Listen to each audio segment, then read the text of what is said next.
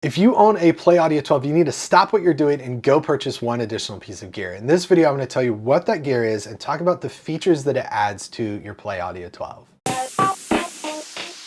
Hey everyone, welcome back to the From Studio to Stage YouTube channel. Every single day at 10 a.m. Central, I post a brand new tutorial that shows you how to run tracks like a pro and perform on stage with Ableton Live. If you're interested in that sort of thing, consider subscribing, enabling the bell icon so you don't miss out on a single video.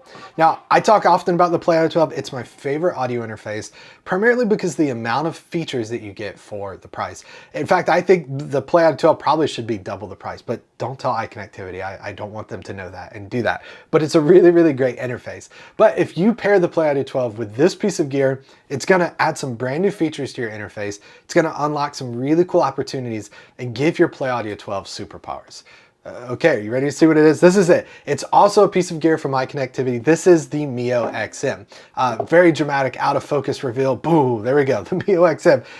This adds some really powerful features. Let's talk about three really quickly that I think are essential to add to your PlayAudio12. Number one, it adds 5-pin DIN MIDI ports. So if you've got a legacy piece of MIDI gear that doesn't have USB MIDI, then you can connect that to the Mio XM, connect the XM to your PlayAudio12, and get MIDI redundancy from your Ableton playback rig to your legacy 5-pin gear, which is really cool.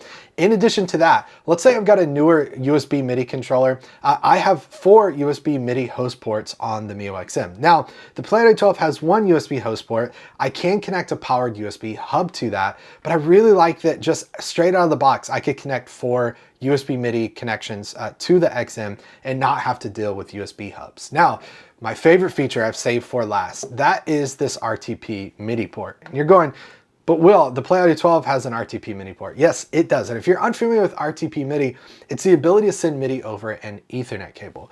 The PlayAudio12 allows you to use one Ethernet cable and create 4 discrete connections between the PlayAudio12 and maybe multiple computers or other devices. But the Mio XM has up to 12 RTP ports. So what's really cool about this, you can connect this to your PlayAudio12. You can have 12 RTP ports from this, 4 from the PlayAudio12, or you can connect the Mio XM to your PlayAudio12 via USB and pass up to 8 RTP connections from the XM through the PlayAudio12, and then back from the PlayAudio12 or back from Ableton to your XM that could go out to be RTP ports, USB connections, 5-pin MIDI connections. So many possibilities. Now, let's talk about, those are the features. What are the opportunities that this allows for? Let's talk about scenario number one. I see this happen quite often. I have my playback rig side of stage, okay?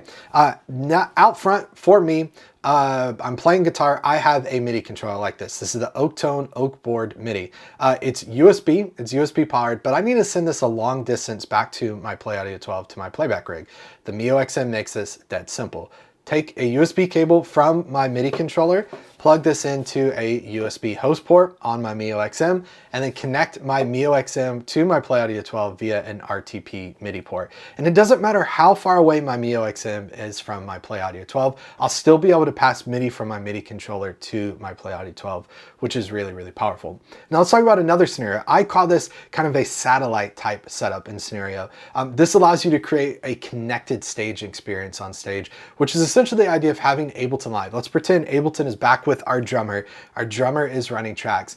And we've got a guitar player stage right, we've got a keys player stage left that want to receive preset and program changes from Ableton Live. But they're across the stage. How do we get MIDI to them? Well, this is super powerful, and this is where the XM comes in. We're gonna have a Mio XM stage left, we're gonna have a Mio XM stage right, and let's even extend this even further. Let's say at front of house, we need to receive MIDI to do all sorts of fun stuff with, to control our production elements, to control our sound console.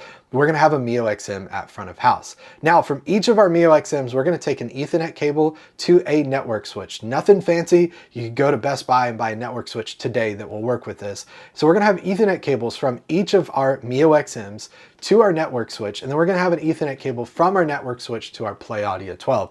And with that setup and scenario, we can create what I call a satellite setup where MIDI is passing between each one of these interfaces, and we're completely free to stay focused on the music and have our presets and everything change perfectly in time to create a connected stage experience. Now, those are some really cool opportunities that we can get. That's some really cool features we can add to the PlayAudio12, but how do you do all of this? Well, again, subscribe and enable the bell icon, because I am starting a brand new series where I'm going to show you exactly how to do those things I talked about with the PlayAudio12 and with a Mio XM. And in order to see that, you've got to subscribe and enable the bell icon. Next week, we're going to talk about how to set up a USB MIDI controller or 5-pin MIDI controller with your Mio XM and send the signal from that over Ethernet to your PlayAudio12. So if you're up for the challenge, you're excited about this, subscribe, enable the bell icon, and I'll see you next week. Take care, everybody. Bye.